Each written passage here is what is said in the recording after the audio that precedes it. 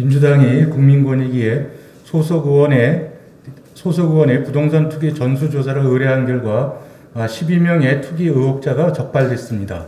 어떤 의원의 경우는 가족이 산 땅이 10배나 뛰었다고 하니 전문 투기꾼이 무색한 수준이고 삶이 팍팍한 서민 대중 가슴에는 천불이 납니다.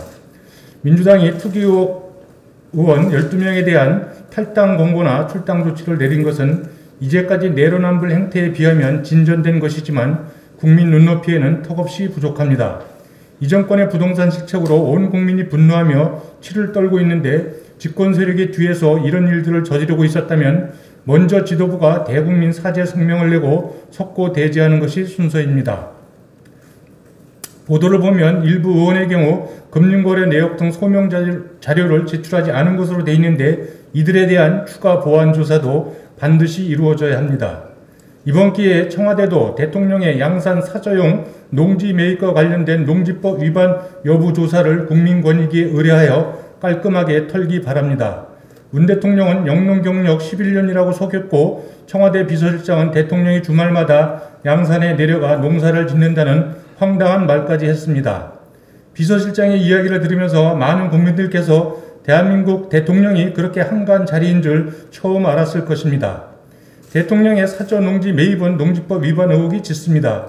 청와대가 떳떳하다면 권익위 조사 의뢰를 마다할 일이 아닐 것입니다. 제1야당이 감사원 조사를 고집하는 것은 전공법이 아닙니다. 권익위에 신속하게 전수조사를 의뢰하여 불필요한 논란을 매듭짓고 투기 의혹이 나오면 엄정하게 처리하면 됩니다.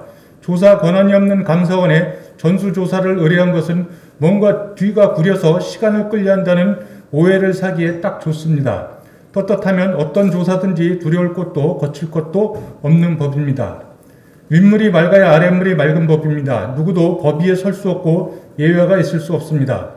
부동산 투기는 건강한 공동체의 가치와 규범을 훼손하고 국민 통합을 가로막는 반사회적 범죄입니다. 특히 정치인이나 공직자의 투기 행위는 어떤 경우에도 정당화될 수 없고 용서할 수 없습니다.